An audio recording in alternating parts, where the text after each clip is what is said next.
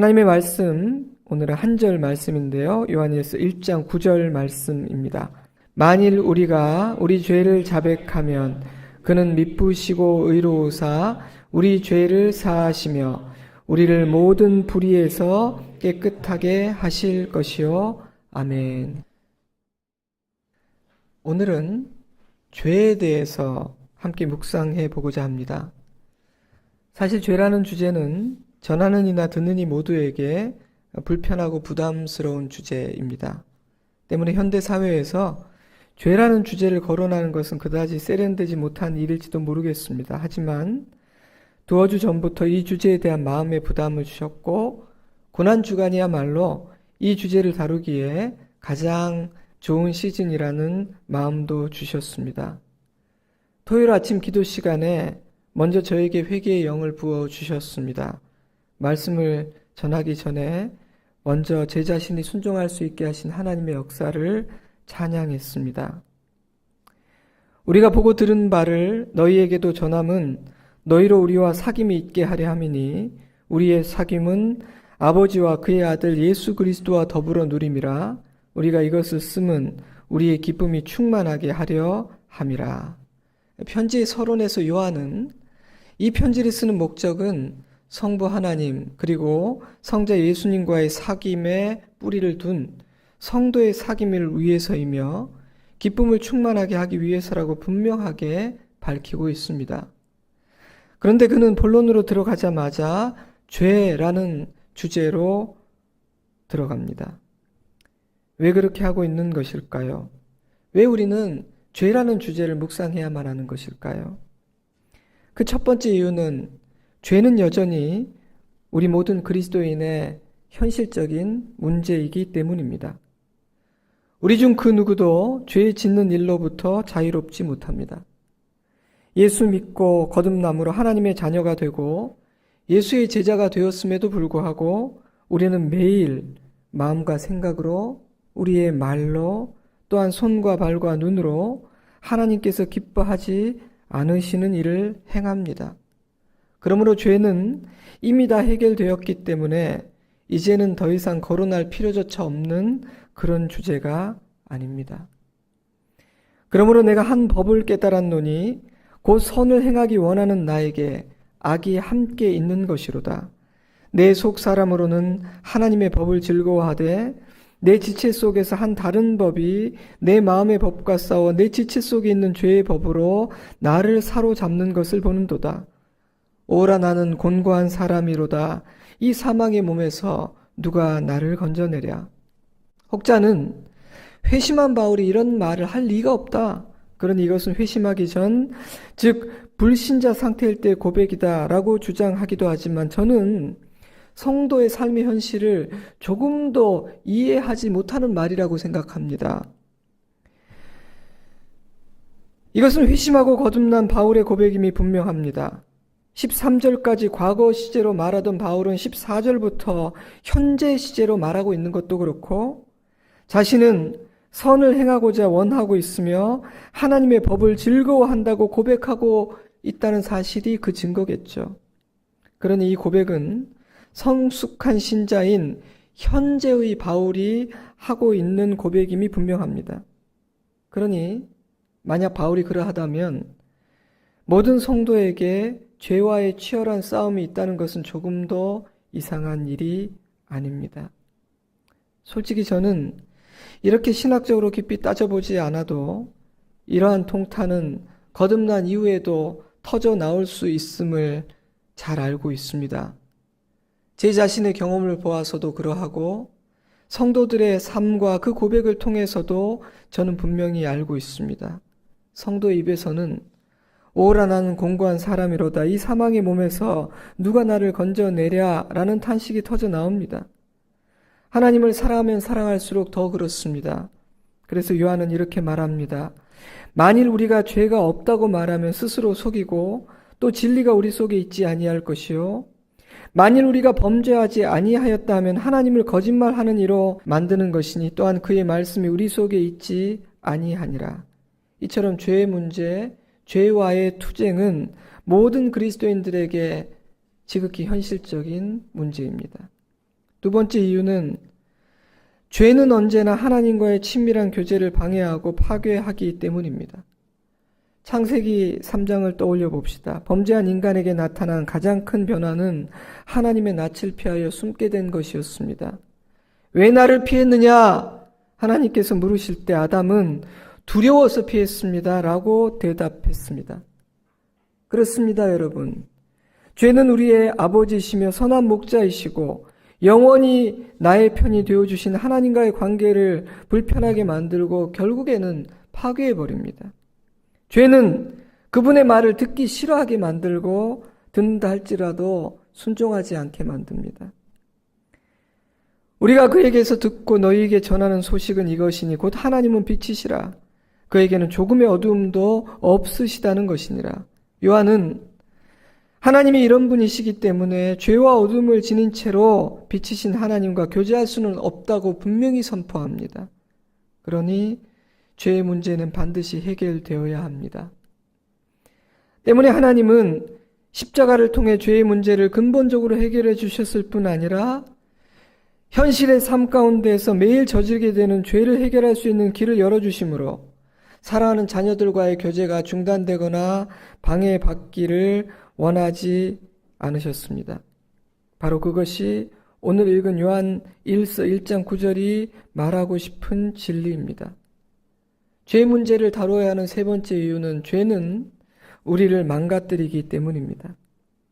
우리의 원수 사단이 우리를 유혹하고 시험하고 실족시켜 우리를 어둠에 들어가게 하고 하나님께서 기뻐하지 않는 일을 하게 만드는 이유는 언제나 우리를 파괴하고 박살내기 위해서입니다. 그는 결코 우리를 사랑하지 않습니다. 그의 목적은 언제나 나를 파괴하고 내 가정을 파괴하고 하나님의 교회를 파괴하고 그리함으로 우리를 향한 하나님의 선하신 뜻이 이루어지는 것을 막는 것입니다. 물론 그는 자신에게 그런 목적이 있다고 절대 말하지 않습니다. 하지만 그의 목적은 언제나 그것입니다. 우리를 망하게 하는 것. 도둑이 오는 것은 도둑질하고 죽이고 멸망시키려는 것뿐이요 내가 온 것은 양으로 생명을 얻게 하고 더 풍성히 얻게 하려는 것이라. 오직 예수님만이 우리를 위하십니다. 하나님만이 영원히 내 편이 되어주십니다. 그러나 우리를 유혹하고 시험하는 원수 사탄은 우리의 것을 빼앗고 도둑질하고 우리를 멸망시키려는 목적으로 우리에게 접근합니다. 어떤 방법으로 접근할까요? 자신이 속한 어두움으로 우리를 부릅니다. 죄를 짓게 합니다. 못된 마음을 먹게 만듭니다. 못된 말을 하게 합니다. 하나님을 의심하게 합니다. 잘못된 선택을 종용합니다. 우리의 눈을 가리고 판단력을 흐리게 만듭니다. 여러분 속지 마세요. 그는 반드시 우리를 파괴합니다. 그는 우리를 사랑하지 않습니다. 죄 문제를 진지하게 다뤄야 하는 네 번째 이유는 죄는 우리의 원수 마귀가 들어오는 열린 문이 되기 때문입니다. 12 중에 하나인 가룟인이라 부르는 유다에게 사단이 들어가니 마귀가 벌써 시몬의 아들 가룟 유다의 마음에 예수를 팔려는 생각을 넣었더라. 사랑하는 여러분, 모든 어둠의 일 뒤에는 반드시 어둠의 존재가 있습니다. 성경은 그를 사단, 마귀, 원수라고 부르죠. 목사님, 그러면 우리의 잘못이 아니니까 사단이 벌받아야 되는 거 아닙니까? 우리가 한 일이 아니잖아요. 물론 하나님은 그에게 책임을 물으십니다. 그러나 우리에게도 책임을 물으십니다. 우리가 문을 열어주지 않으면 그는 우리 안에 들어올 수 없으니까요. 자주 말씀드리지만 우리의 마음과 생각과 영혼이라는 방을 여는 문의 손잡이는 안쪽에 있습니다. 때문에 우리의 원수는 시끄럽게 노크를 하고 열어달라고 크게 외칠 수 있을 뿐 자기 힘으로 그 문을 열고 들어오지는 못해요. 그러니 만약 그가 내 안에 들어왔다면 내가 열어준 거예요. 그러므로 만약 내가 어떤 죄 가운데 빠져 있거나 어둠 안에 거하고 있다면 가만히 생각해 보십시오. 분명 어느 시점에 어떤 이유로 내 스스로 그에게 문을 열어주었을 것입니다. 내가 그를 초대한 것이죠. 때문에 우리는 죄의 문제를 진지하게 다루어야만 합니다. 죄는 우리를 헤아리는 원수가 들어오는 문이 되거든요. 그가 들어오면 큰일 납니다. 일이 커져요. 가룟 유다가 그랬죠. 정신이 들어 후회했을 때는 이미 늦어버렸습니다. 그래서 그는 견디지 못하고 스스로 목숨을 끊습니다. 너무나 안타까운 일이죠. 하지만 그런 일은 오늘도 바로 우리 곁에서 일어나고 있습니다. 하나님께서 기뻐하지 않으시는 어둠의 일에 가담하고 범죄함으로 원수에게 문을 열어주고 그렇게 자신을 파괴하고 가정을 파괴하는 일은 오늘도 일어납니다. 이처럼 죄는 쓴뿌리가 되어 우리를 어둠의 종노릇하게 만들고 하나님을 저항하게 하며 성령의 일을 회방함으로 우리가 새롭게 되고 하나님의 은혜 안에서 생명의 능력을 누리며 사는 것을 저지함으로 결국에는 파멸에 이르게 만듭니다. 그러니 우리가 어찌 죄의 문제를 다루지 않을 수가 있겠습니까? 목사님, 그렇다면 요한은 우리가 날마다 죄의식과 죄책감에 시달리며 살아가기를 그것을 원하는 것인가요? 그렇지가 않습니다. 사실 요한은 우리가 이 죄의 문제로부터 자유롭게 만들기 위해서 오히려 죄에 대해서 이야기를 하고 있는 것입니다. 오히려 이 주제를 피하고 이 주제에 대해 진지하지 않을 때 우리는 거짓된 죄책감에 눌려 지내게 되기 때문이죠. 그러므로 내가 편지로 너희를 근심하게 한 것을 후회하였으나 지금은 후회하지 아니함은 그 편지가 너희로 잠시만 근심하게 한 줄을 알미라. 내가 지금 기뻐함은 너희로 근심하게 한 까닭이 아니요 도리어 너희가 근심함으로 회개함에 이른 까닭이라. 하나님의 뜻대로 하는 근심은 후회할 것이 없는 구원에 이르게 하는 회개를 이루는 것이요 세상 근심은 사망을 이루는 것이니라. 사도 바울은 그 결과 그 끝이 전혀 다른 두 종류의 근심이 있다고 가르쳐 줍니다. 세상 근심은 우리를 사망에 이르게 합니다. 그러나 하나님의 뜻 안에서 하는 경건하고 신령한 근심은 구원에 이르게 하는 회개를 선물합니다. 이 세상에서 살아가는 저와 여러분은 날마다 근심하지 않을 수 없습니다. 온갖 종류의 근심을 하면서 우리는 살아갑니다. 불면증이 많은 이유도 그 중에 하나가 아닐까라는 생각이 들어요. 그런데 우리의 근심은 우리를 살리고 자유하게 만드는 신령한 근심입니까? 아니면 우리를 파괴하여 사망에 이르게 하는 세상의 근심입니까? 저는 우리를 파괴하는 세상의 근심은 우리의 원수 마귀가 주는 근심이요 세상이 주는 정죄함이요 사람의 판단과 비난이라고 생각합니다.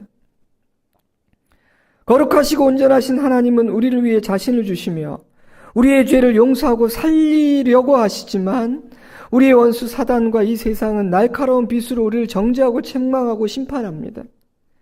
그가 하나님보다 더 의롭기 때문입니까? 아니요. 그의 목적은 우리를 죽이는 것이기 때문입니다. 하나님은 자비하시지만 인간은 인간에게 가혹합니다. 율법주의자들이 그러했죠. 그들은 자신이 정한 잣대로 인간을 판단하고 정죄하고 책망했습니다. 율법주의자가 하나님보다 더 의롭기 때문인가요? 아니요. 교만하고 어리석었기 때문입니다.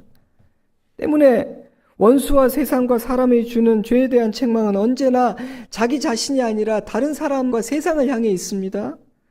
정작 자신의 죄인됨과 죄에 대해서는 진지하지 않죠. 옷을 찢지 않습니다. 때문에 우리의 원수와 세상과 인간이 주는 죄책감은 우리를 살리는 것이 아니라 우리를 죽입니다. 때문에 세상의 의라는 것은요, 보기에는 굉장히 그럴듯해 보이지만 살리고 고치고 치유하는 능력이 전혀 없어요. 더 깊은 상처와 절망만을 남깁니다. 그런 거짓된 죄책감은 우리를 하나님께로 인도하는 것이 아니라 사망으로 인도한다고 말합니다. 그러나 하나님의 의는 죄인을 살립니다. 죄에 대한 주님의 책망은 언제나 죄인들을 용서하고 자유하기 위한 책망이지 정죄하고 심판하여 죽이기 위한 책망이 아닙니다. 죄에 대한 하나님의 책망 안에는 언제나 십자가가 담겨 있습니다. 내가 이미 너를 위해 너의 죄를 위해 죽었다. 그러니 이제 죄의 그늘 아래 살지 마라. 더 이상 너의 몸을 불의의 병기로 사용하지 말고 의의 병기로 사용하라. 내가 도와주마. 너는 할 수 있다.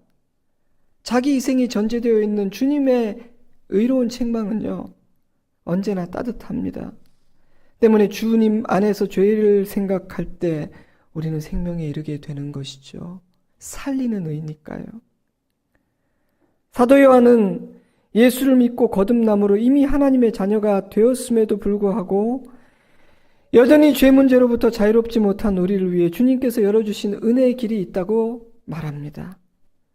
만일 우리가 우리 죄를 자백하면 그는 미쁘시고 의로우사 우리 죄를 사하시며 우리를 모든 불의에서 깨끗하게 하실 것이요. 그것은 바로 우리의 죄를 자백하는 것입니다.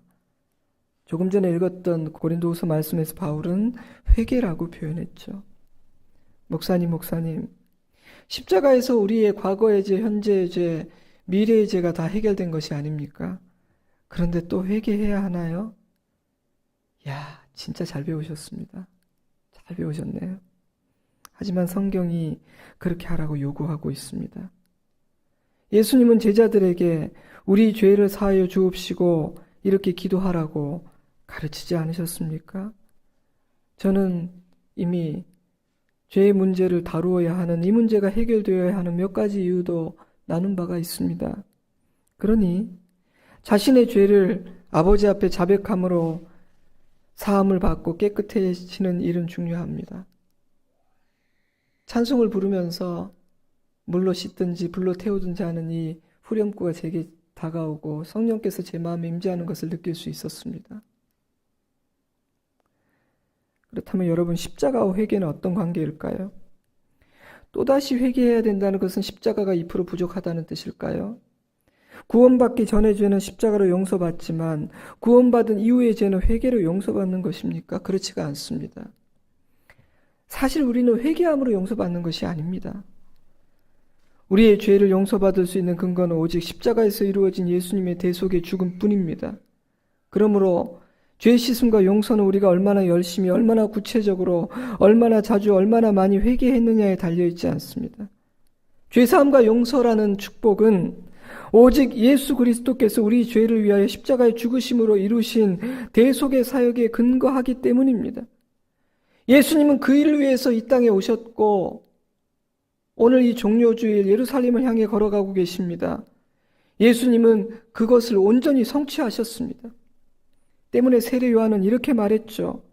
이튿날 요한이 예수께서 자기에게 나오심을 보고 이르되 보라, 세상 죄를 지고 가는 하나님의 어린 양이로다. 인간의 죄를 짊어지신 예수님은 십자가에서 지옥의 형벌을 우리 대신 담당하셨습니다. 그리고 그 사실을 믿고 예수님을 환영하고 받아들이는 모든 사람들에게 생명을 선물하셨죠. 그렇다면 회개는 무엇입니까? 회개는 십자가가 우리에게 허락한 선물입니다. 예수님이 우리의 죄값을 치러주신 덕분에 회개라는 길이 열렸다는 뜻입니다.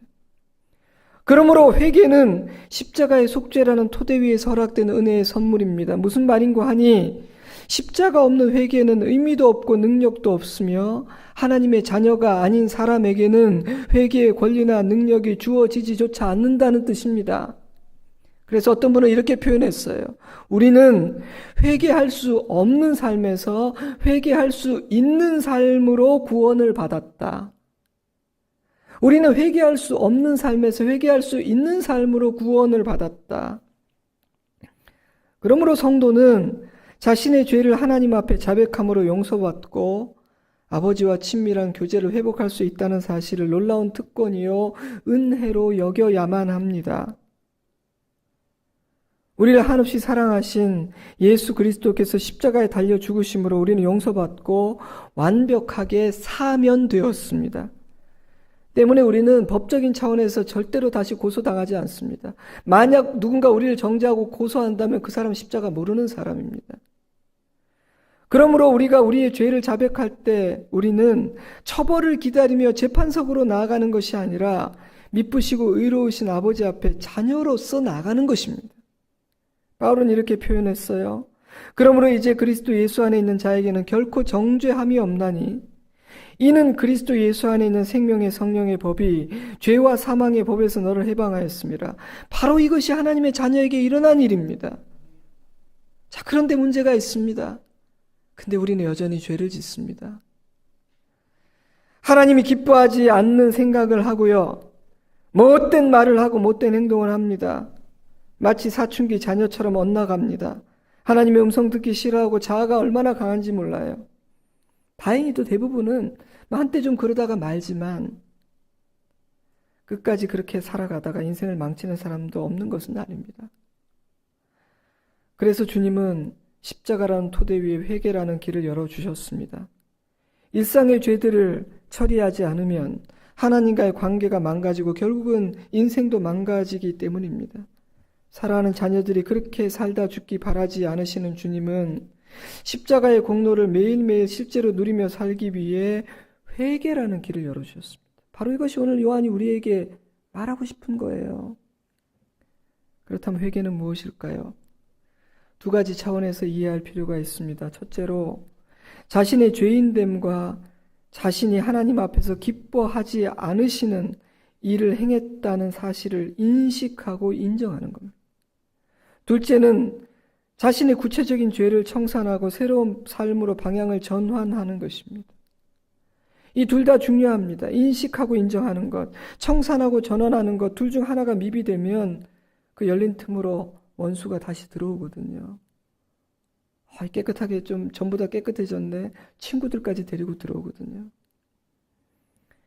우리는 자신의 죄인됨과 자신이 하나님께서 기뻐하지 않으시는 일을 행했다는 사실을 하나님 앞에서 똑똑히 인식하고 분명하게 인정해야 합니다. 8절과 10절은 만일 우리가 죄가 없다고 말하면, 만일 우리가 범죄하지 아니하였다 하면 이라는 표현으로 죄를 인식하고 인정하는 일이 얼마나 중요한지를 강조했습니다. 바로 이것이 바리새인들과 율법주의자들이 책망받은 가장 큰 이유입니다. 그들은 이렇게 하지 않았거든요. 그들은 사람에게 무거운 짐을 지우고 판단하고 정죄하는 일에는 열심이었지만 하나님 앞에서 가슴을 찢으며 자신이 죄인임을 인정하지는 않았습니다. 하나님은 그러한 그들의 마음을 외식과 교만이라고 표현하셨죠. 때문에 그들은 요한일서 1장 9절 말씀이 약속하고 있는 은혜를 누릴 수가 없었습니다. 또한 자신의 구체적인 죄를 청산하고 새로운 삶으로 방향을 전환해야 합니다. 세례 요한은 이 일을 회개에 합당한 열매를 맺는 것이라고 표현했어요. 나의 구체적인 죄를 구체적으로 청산하고 새로운 삶으로 방향을 전환할 때 우리는 하나님의 용서와 하나님과의 친밀한 관계를 누리게 됩니다. 그 능력 안에 거하게 되고 자유로워지며 평안하게 되고 감사와 찬송을 회복하게 됩니다. 어둠이 물러가고 빛 안에 거하게 됩니다. 누군가가 죄는 거머리와 같다고 말했는데 참 와닿았습니다. 거머리가 반드시 피를 보아야만 떨어지는 것처럼 청산하지 않고 남겨둔 죄는 우리의 피를 봐야만 떨어진다는 것입니다. 왜 그럴까요? 그의 목적은 우리에게 하여튼 떨어져 나갈지라도 하여튼 나는 상처 주고 떨어진다. 나는 너에게 피를 보게 하겠다. 그것이 그의 목적이거든요. 죄의 목적. 근데 이런 생각이 들었습니다. 그렇구나. 죄는 언제나 피를 요구하기 때문에 내 대신 예수님이 피를 흘린 것이구나. 그렇다면 예수님께서 이미 피를 다 흘리셨는데 내가 또다시 피를 보는 것은 얼마나 어리석은 일인가. 죄 때문에 내가 피를 보는 것은 얼마나 어리석은 일인가. 그러니 여러분, 구체적으로 나의 죄를 청산하고 새로운 삶으로 나아가십시오. 이미 청산된 옛 삶의 근처에도 가지 마시기 바랍니다. 근데 혹시라도 오해할 수도 있겠다는 생각이 들었어요. 그렇다면 하나도 빼먹지 않고 다 고백해야 되는 것입니까? 목사님 혹시 깜빡 잊고 몰라서 실수로 몇 개 빼먹으면, 고백하다가 빼먹으면 고난주간에 막 내가 열심히 십자가 앞에 회개하고 청산하고 새롭게 살고자 했는데 내가 뭐 빼먹은 것이 있으면 그 죄는 남아서 나를 괴롭히고 그 죄는 남아서 내 삶과 우리 가정을 파괴하고 부셔버리는 것입니까? 그렇지 않습니다. 다시 한번 말씀드리지만 우리는 회개로 용서받는 것이 아니에요. 우리는 십자가로 용서받고 자녀되는 복을 누립니다. 회개는 십자가 안에 사는 자녀들이 누리는 특권이고 은혜죠. 그러므로 회개에서 중요한 것은 자세이고 태도입니다. 겸손함과 진심이 중요합니다. 진정 아버지께로 돌아가고 싶은 갈망, 죄와 어둠을 청산하고 벗어나고 싶다는 진지함이 중요합니다. 때문에 그런 마음으로 나가는 자녀들에게 주님은 야, 너 이거 빼먹었어. 너 왜 이건 얘기 안 해? 이렇게 말씀하지 않으십니다. 저에게도 그렇게 얘기하신 적이 없어요. 좋으신 우리 아버지는 우리가 아버지를 찾고 돌아가기만 하면 버선발로 나와 반겨주십니다. 버선발은 제가 한국식으로 바꾼 거예요. 아들의 옷을 입혀주시고 잔치에 참여하게 하십니다. 악인은 그의 길을, 불의한 자는 그의 생각을 버리고 여호와께로 돌아오라. 그리하면 그가 긍휼히 여기시리라. 우리 하나님께로 돌아오라. 그가 너그럽게 용서하시리라. 이것이 아버지의 마음입니다. 그러니 우리는 재판을 받는 죄인이 아니라 아버지의 용서를 기대하는 자녀로서 아버지 앞에 나아가 우리의 죄를 구체적으로 진실하게 자백해야 합니다. 게다가 대제사장이신 우리 예수님이 우리를 도우십니다. 우리에게 있는 대제사장은 우리의 연약함을 동정하지 못하실 리가 아니요 모든 일이 우리와 똑같이 시험을 받으신 이로되 죄는 없으시니라. 그러므로 우리는 긍휼하심을 받고 때를 따라 돕는 은혜를 얻기 위하여 은혜의 보좌 앞에 담대히 나아갈 것이니라. 그러니 우리는 담대히 나아갈 수 있습니다. 회개의 축복을 누릴 수 있습니다. 우리의 죄를 고백할 수 있고 고백해야 합니다. 목사님, 그러면 구체적인 죄의 고백은 중요하지 않은 거네요. 자세와 태도만 중요하니까 그럴 필요는 없겠네요. 그렇지도 않습니다. 우리는 우리의 죄와 내면의 쓴뿌리와 어두움들을 하나하나 낱낱이 구체적으로 직시하고 나열하고 직면해야 하며 또한 고백해야 합니다. 왜냐하면 나의 적이 누구인지를 그 정체를 분명히 알아야 맞설 수 있고 그가 나에게 어떤 전략으로 접근하고 내 안에 붙어있는 거머리의 종류가 어떤 것인지를 알아야 속지 않을 수 있기 때문입니다. 그렇다면 어떤 죄를 고백해야 할까요? 저는 두 가지 차원에서 말씀드립니다. 드러난 죄, 즉 내가 인식하고 알고 있는 죄와 드러나지 않은 죄, 즉 숨겨진 죄, 내가 모르고 내가 인식하지 못하는 죄를 다 고백해야 합니다. 내가 알고 있는 이미 분명히 드러난 죄들을 아버지께 담대히 아뢰십시오. 주저하지 말고 두려워하지 말고 솔직하고 담대하게 고백함으로 용서 얻고 벗어나십시오.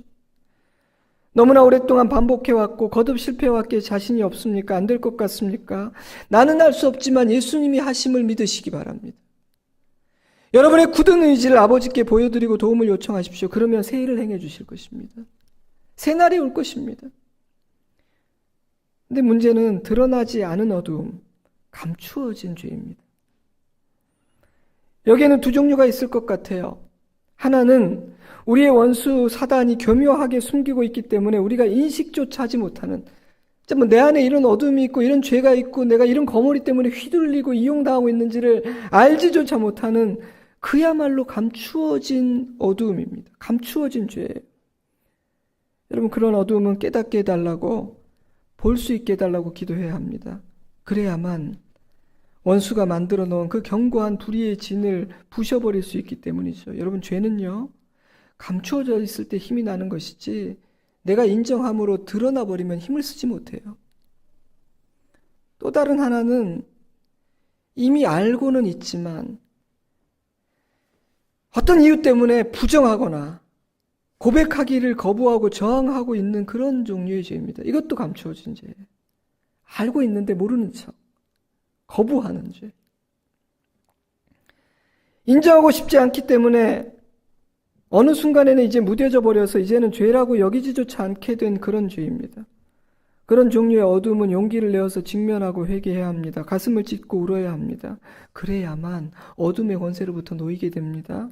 그래야만 더 이상 휘둘리지 않고 끌려다니지 않을 수 있습니다. 우리 안에 이런 일이 일어나기를 바랍니다. 말씀을 맺겠습니다. 어떤 주석은 요한일서 1장에 하나님은 교제를 위해 회개를 요구하신다라는 제목을 붙였습니다. 그렇습니다. 회개의 목적은요, 하나님 안에 거하는 삶을 뺏기지 않는 겁니다. 왜 회개해야 됩니까? 하나님 안에 거하는 삶을 뺏기지 않으려고요. 내일부터 고난지간이 시작됩니다.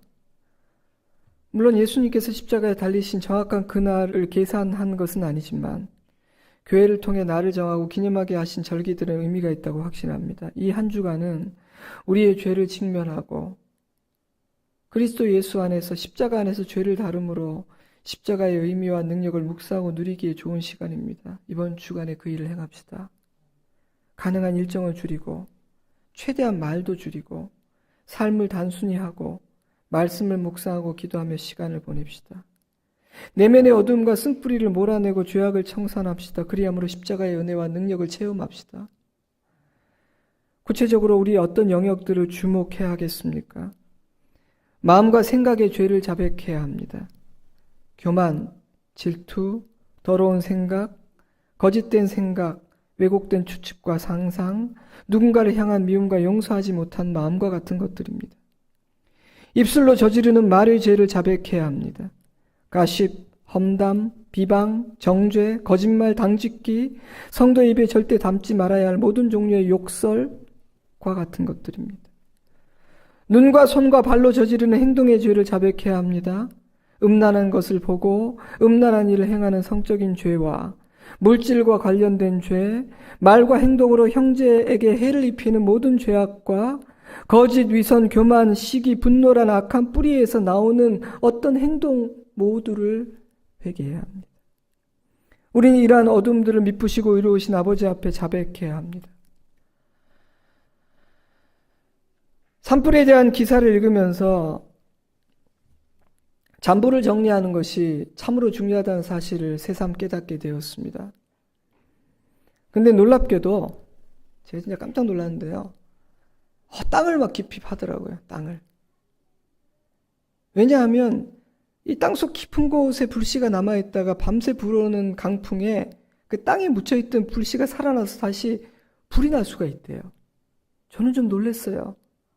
전 흙으로 덮고 땅속으로 들어가면 불은 다 꺼지는 줄 알았거든요. 여러분, 악한 불은 쉽게 꺼지지 않는 거예요. 오직 예수 그리스도의 십자가의 보혈로만 끌 수 있는 것이죠. 그래서 성경은 이렇게 교훈하는 것 같습니다. 악은 어떤 모양이라도 버리라. Reject every kind of evil. 하나님께서 사랑하는 자녀들에게 자신의 죄를 입을 열어서 고백하기를 요구하시는 이유는 confess. 그냥 속으로만 생각하지 말고 입을 열어서 고백하라고 요구하시는 이유는 가만히 의자에 앉아서 뒷짐을 지고 하나하나 들어야만 그분의 속이 시원하기 때문이 아닙니다. 오해하지 마세요. 하나님이 고백을 요구하신 이유는요, 고백 자체에 파워가 있기 때문이에요. 여러분, 고백에 파워가 있어요. 마음으로 인정할 뿐 아니라 입을 열어 시인하고 고백할 때 죄와 어둠은 힘을 잃어버리기 때문입니다. 그러니 이 일을 하십시오. 적당히 넘어가지 말고요. 죄는 파괴적입니다. 원수는 남겨진 죄가 열어주는 문으로 들어오며 죄는 우리를 하나님과 멀어지게 만듭니다. 그 여파는 나의 삶에, 우리 가정에, 그리고 내가 맺는 모든 관계에 미치게 됩니다. 그러니 이 말씀의 능력을 체험해야만 합니다. 우리 모두가 예수 그리스도의 십자가, 그 은혜의 복음 안에서 오늘 나눈 이 요한일서 1장 9절 말씀이 약속하고 있는 놀라운 복을 누릴 수 있기를 바랍니다. 사실 우리가 신앙생활 오래 해왔는데 이 말씀 한 번도 안 들어봤겠습니까? 근데 제가 말씀을 묵상할 때 느끼는 것은 뭐냐면요, 내가 참 이 말씀을 몰랐구나라고 생각할 때가 참 많아요. 이런 이야기도 알았는데 몰랐구나. 이 말씀이 우리 안에 이루고자 하신 선하고 아름다운 일들이 우리 각자의 심령과 삶에 이루어지기를 간절히 바랍니다. 이 말씀 앞에 우리가 함께 반응할 수 있기를 바랍니다. 기도하겠습니다.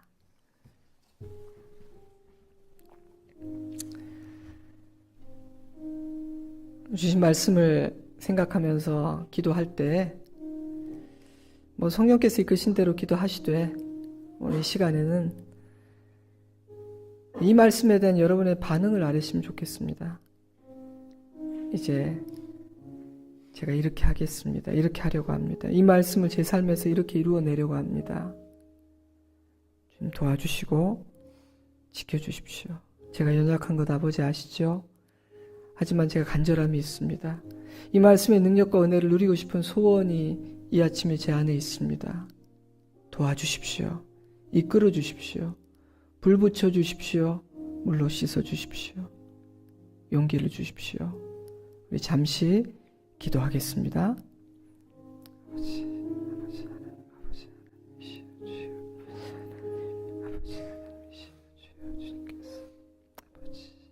나를 위해 죽으셨습니다. 십자가에 달리셨습니다.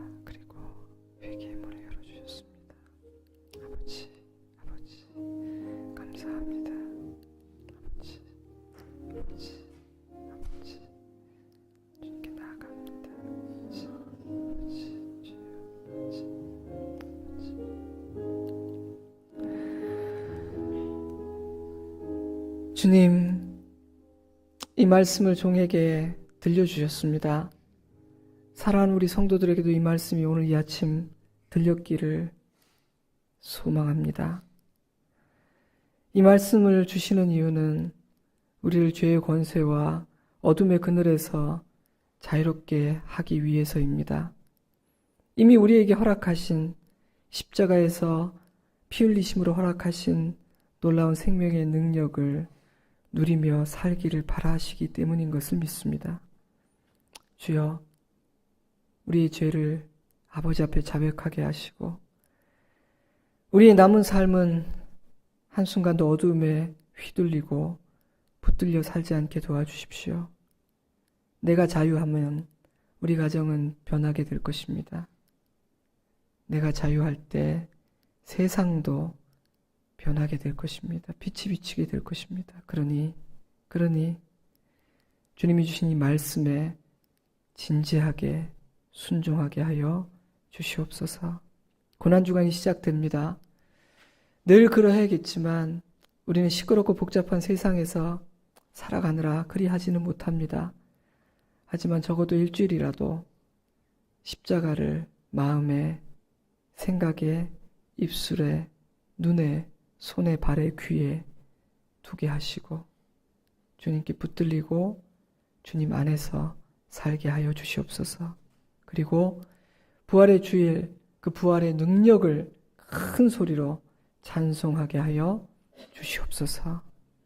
지금은 우리 구주 예수 그리스도의 크신 은혜와 하나님 우리 아버지의 깊고 넓은 사랑하심과 성령 하나님의 감동, 감화, 교통, 내주하시는 은혜와 능력의 역사하심이 십자가를 믿고 그 위에 서 있기에 우리를 위해 활짝 열어주신 그 회개의 문으로 들어가 아버지 앞에 우리의 모든 더러움과 어두움과 죄악의 쓴뿌리들을 낱낱이 아뢰고 사함받고 씻음받아 자유자로 빛 가운데 살기를 다짐하고 굳게 결심하고 이번 한 주간 고난 주간을 보내기를 마음먹고 돌아가는 사랑하는 주의 자녀들과 그 가정 위에 우리 좋은 씨앗 교회와 이 시간 체육관에서 예배드리는 개포동 교회와 열방에 세우신 주님의 존귀한 모든 사랑하는 교회들 위에 그리고 이 나라와 이 민족 위에 이제로부터 영원까지 함께 하시옵기를 간절히 축원하옵나이다. 아멘.